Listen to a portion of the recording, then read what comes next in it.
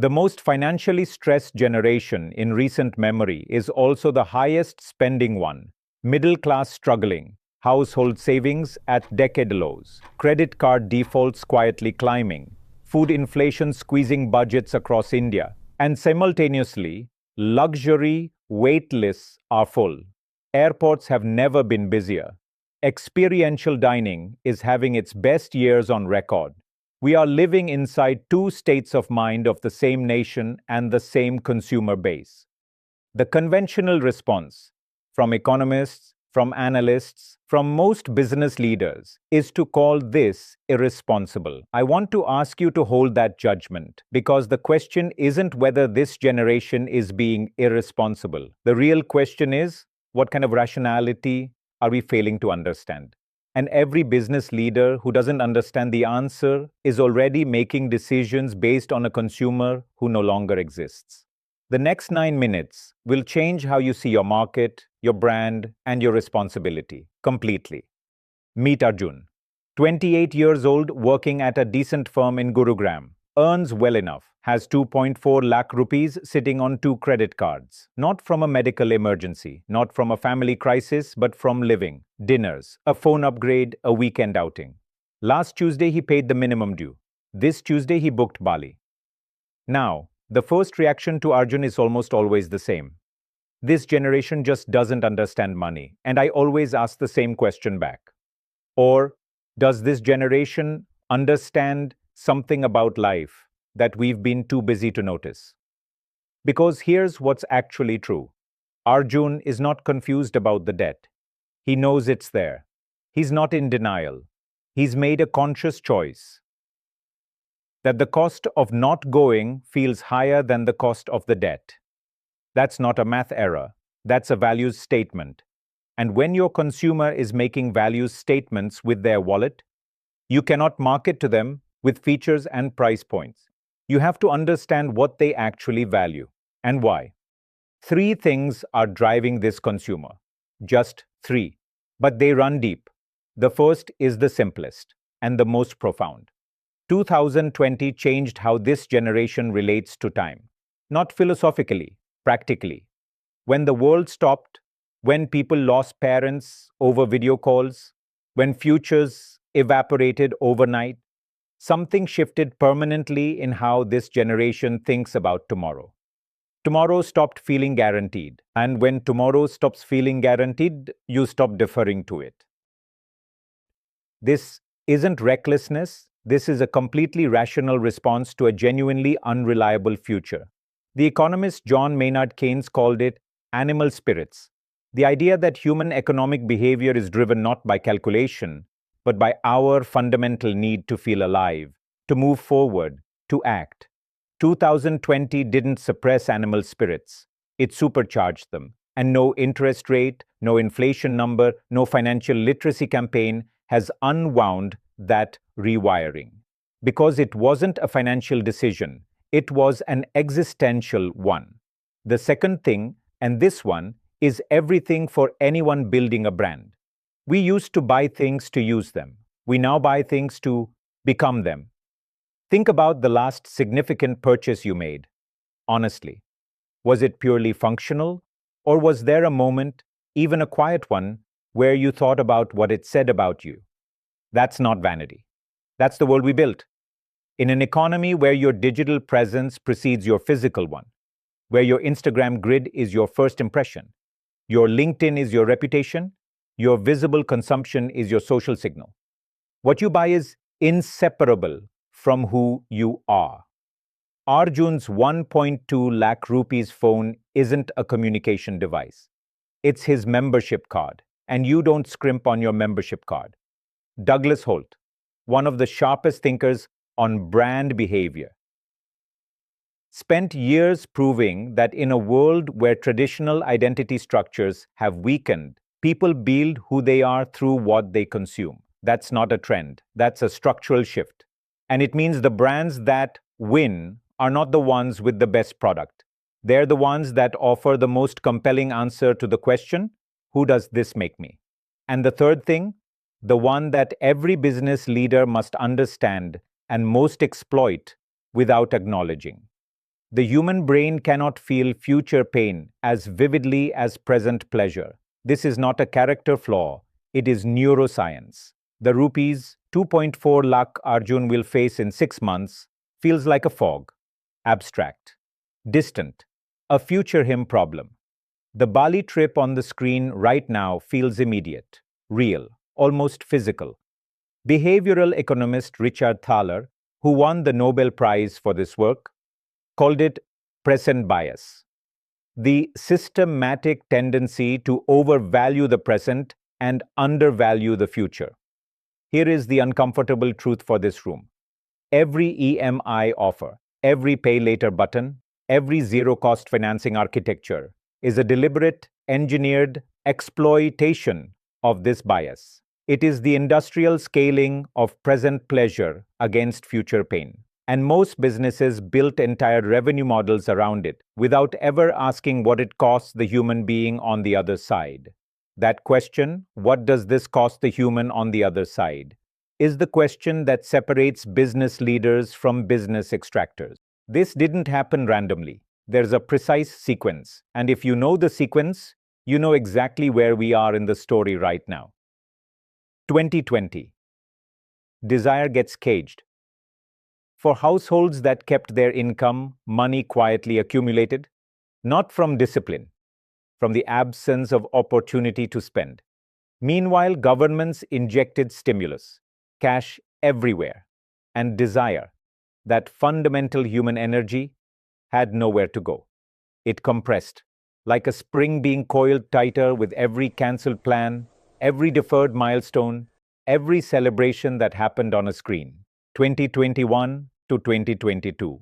The spring releases. And it doesn't release proportionally. It releases with the emotional force of everything this generation was told it couldn't have. What the media called revenge spending, I'd call something more precise. Psychological combustion. And here's the part that matters most. This is the moment the rewiring happens, at a level that goes far deeper than habit. A generation learns, not intellectually but viscerally, that spending feels alive in a way that saving simply doesn't. That lesson doesn't unlearn. 2023 to 2024. Inflation arrives. The rational forecast said behavior corrects. Belts tighten. Spending normalizes. Here is what actually happened. Inflation changed wallets. It did not change identity. Arjun knows prices are up. He is not unaware. He simply finds it easier to absorb the debt than to absorb the feeling of becoming smaller. Every consumer has what I call an identity flaw, a minimum version of themselves they will not become, regardless of what their balance sheet says. Inflation can squeeze the wallet. It cannot lower the floor. And that gap between economic reality and identity reality is the most important and most ignored gap in consumer behavior today. When economic reality and identity reality diverge, identity wins. The brands that understand this gap will build for the next decade. The brands that don't are already solving for a consumer who no longer exists.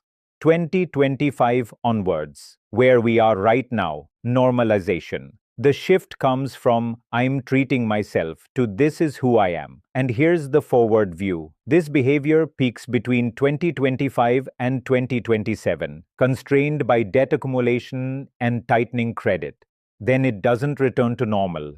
It splits. Radical minimalists on one side, quietly exiting the performance of aspiration, committed aspirationals on the other, making peace with leverage as a permanent lifestyle architecture, and the sensible, moderate, save and then spend middle-class consumer may temporarily disappear. Most business models were built around her, without knowing it. That's the quiet disruption that nobody is preparing for. Now I want to shift gears, and I want to be direct. Everything I've described so far is a map of your consumer's psychological vulnerabilities. And there are two things a business leader can do with that map: exploit it or honor it. I'm going to make the case, not from morality, but from pure economics, that honoring it is the only intelligent long-term choice. Peter Drucker said in his landmark 1954 book, The Practice of Management, the purpose of a business is to create a customer. not extract from one. A consumer drowning in debt is not a customer you created. It's a customer you borrowed from the future, and the future will collect. Because here is the macroeconomic reality that quarterly thinking obscures. When a generation arrives at 35 financially broken, they don't buy homes. They don't fuel the education economy. They don't start businesses. They don't generate the demand your industry depends on. You hollowed out your own market and called it growth. So, what does responsible business leadership look like? Practically, concretely.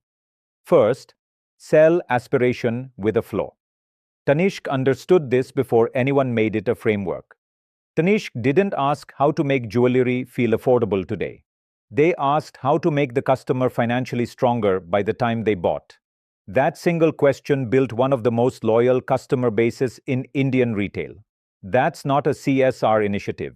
That's the highest returning customer lifetime value strategy in Indian retail. The lesson: your consumer's aspiration is not the problem. The absence of a responsible pathway to it is. Second, make financial confidence part of your brand. The brand that treats its consumer as an intelligent adult navigating a complicated financial world and genuinely helps them navigate it better earns something no marketing budget can manufacture. Trust that survives a downturn. Show them the save and buy option. Sit next to the buy now button. You won't lose the sale. You'll gain a relationship that compounds over decades. Third, redesign saving as an identity experience. This is the most important unoccupied market position in consumer business today. Saving has a branding problem. It's invisible, unglamorous, socially unrewarded. But that's a design failure, not an economic inevitability. The brand that makes financial progress visible, social, and identity affirming, that makes the investment feel as good as the purchase, will own the most defensible consumer relationship of the next decade. That's not idealism. That's an open goal. And fourth, watch your consumer's debt health. Your demand signal is a lagging indicator when your consumer is leveraged. By the time your sales numbers tell you something is wrong, your consumer was already in financial stress 6 months ago. You weren't reading the future. You were reading a delayed past. The early warning is never in your revenue dashboard. It's in your consumer's debt patterns. Default rates ticking up in your category, EMI restructuring requests increasing, average order values quietly dropping. These are not risk signals. They are relationship signals. They are your consumer telling you, I am approaching my limit. The leaders who hear that conversation early adjust, support, reposition. The leaders who wait for the revenue cliff find out too late that the cliff was always visible. Let me come back to Arjun, 28 years old, Gurugram, 2.4 lakh rupees in debt. Bali tab still open on his phone. We've spent the last 9 minutes understanding him, really understanding him, not judging the decision, but understanding the identity flaw he was protecting, the mortality salience that rewired his relationship with tomorrow, the 3 deep forces working simultaneously inside every purchase decision he makes. And here is what I want you to sit with. Arjun is not your problem to solve. Arjun is your responsibility to understand. Because the moment you truly understand him, not as a conversion rate, not as a wallet to extract from, not as a demand signal on a dashboard, but as a human being navigating genuine complexity with the tools available to him, everything about how you build changes. Your pricing architecture changes. Your financing philosophy changes. Your post-purchase journey changes. The question you ask in every product meeting changes. It stops being, how do we get more of his money? And it becomes, how do we deserve his trust? That shift from extraction to deserving is the most important strategic move available to any business leader in India right now. Not because it is the moral choice, although it is, but because it is the only choice that builds something that lasts. A customer who is financially stronger for having engaged with your brand, who trusts you across decades, not just transactions, who doesn't just buy from you, but believes in what you stand for. That customer multiplied across millions of Arjuns across this country is not just your market. They are the economy. And the economy you help build through every business decision you make is the India your children will inherit. Build accordingly.